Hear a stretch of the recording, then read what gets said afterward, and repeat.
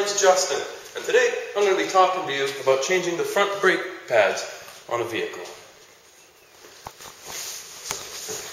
The first step to do is to go out and buy yourself some nice brake pads. I prefer Napa brakes because they're quite the trusted name.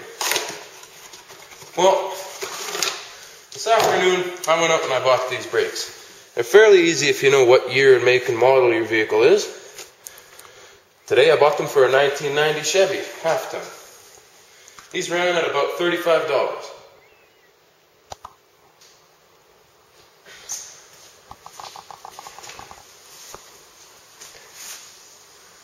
Man, that's no good. Oh, hi there again. Still Justin here.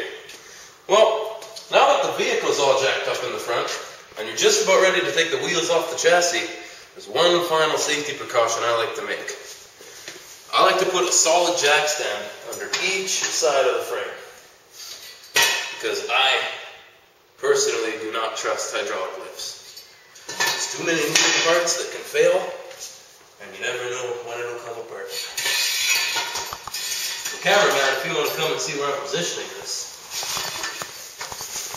I like to put it right on a strong point of the frame.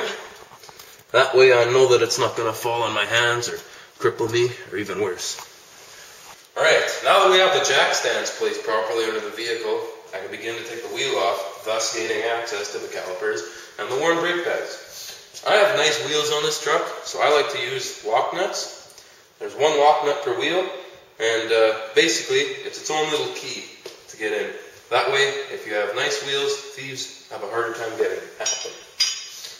So you take the lock nut bit that comes with the lock nuts when you buy them, and you place it over the lock nut, and you make it finger tight, finger loose. From there, you continue to remove that. Now that almost all the nuts are off the wheel, we'll soon be able to get at to the caliper, and we'll be able to see where all this sound is coming from. Alright. With the wheel removed, you can see the brake disc, the hub, and the caliper. The caliper houses the worn out brake pads, which we're going to attempt to change today. A little fact about brake calipers is that they specially have a hook mounted on them, that when your brake pads get too low and they wear into the disc, this hook will start to grip the disc and send off a high-pitched squeal every time you apply braking pressure. Typically, once this squealing begins, you'll have 2 to 3 weeks to change your brake pads. If you don't change them within those 2 to 3 weeks, you'll have about $200 to $800 damage done to the calipers and the rotors and everything else in the brakes. Now that the wheel's been removed and the rotor's been tilted to the side for easy access to the 2 bolts holding the caliper together, we need to remove the 2 bolts. Start off with the bottom one, and then the top one. Then the caliper can be pulled off, and we'll be able to insert the new brake pads.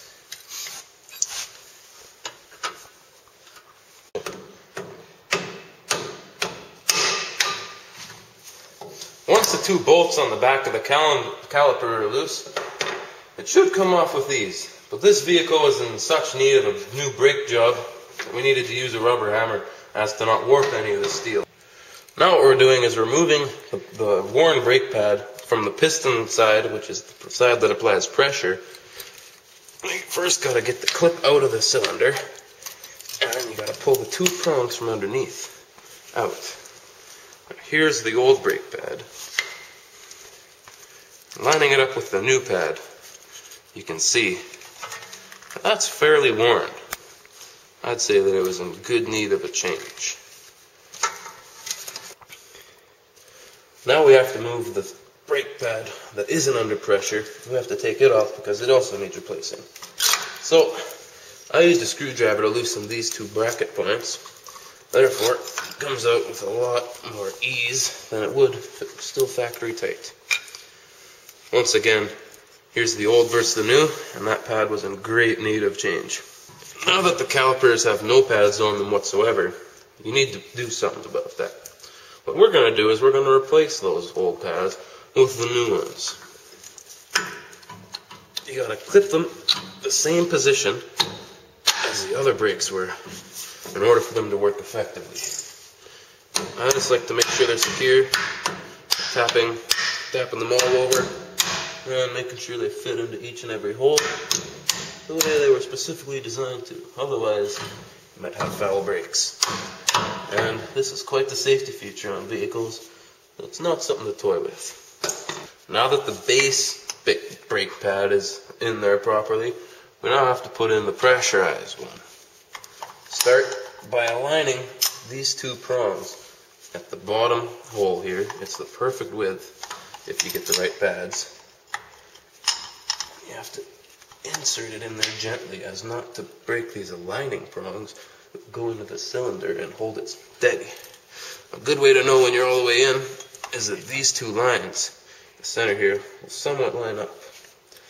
Now, apply even force to the brake pad. Sometimes work it in there with your fingers, and you can insert the pad into the cylinder. Sometimes tools are needed. And there you have it. 2 brand new brake pads on an old brake system. Now that you've removed the worn pads and you've made sure that the new pads will fit properly, it's a good idea to reset the piston.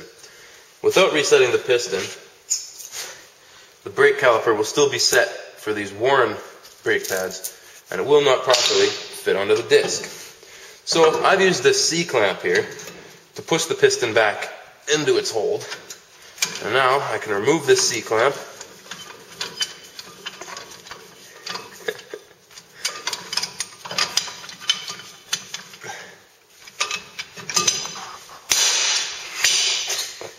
and put my new brake pads back in. Now that the piston's reset and the new pads are placed securely back into the caliper, we can align the brake pads and the brake disc. Now, with a little bit of force, be able to properly match everything up. Just make sure it's all in there nice and good. And there you go. Now, they're going to sound grindy for a little bit, but that's just because these new brake pads will be grabby.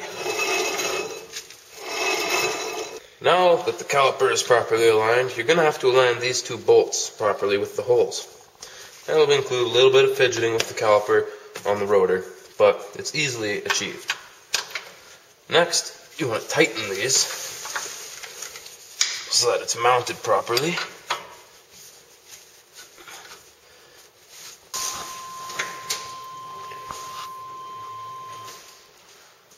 Once you have the caliper securely fitted against the rotor again, it's a good idea to straighten the front steering. It's not implying that vehicles have rear steering, but some do. Now that the brakes are fastened securely, we have to put the wheel back on to make this brake change complete.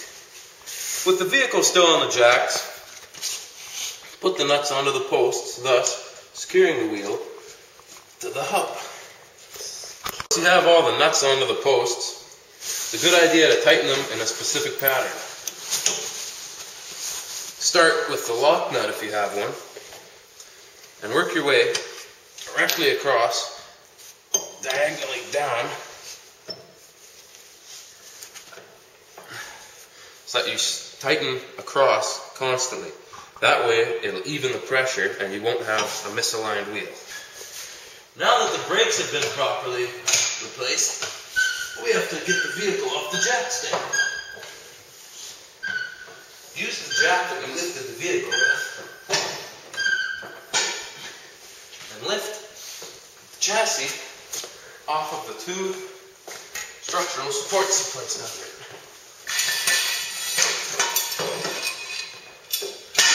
Once these 2 jack stands are removed, the vehicle will be free to the ground.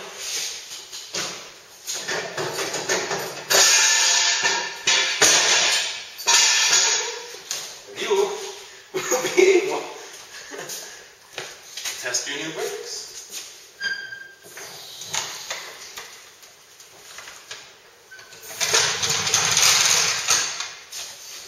And there you have it.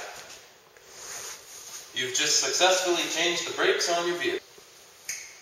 Well, folks, that's how you change the front brakes on a vehicle. Front brakes on vehicles are generally disc brakes, which have the pads and which are what we learned about today.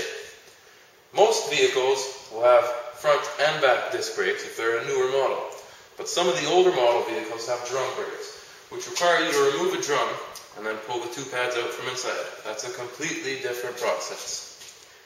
Well, I hope I've been a help to you. I know I've been a help to myself today. You've just been J-boned.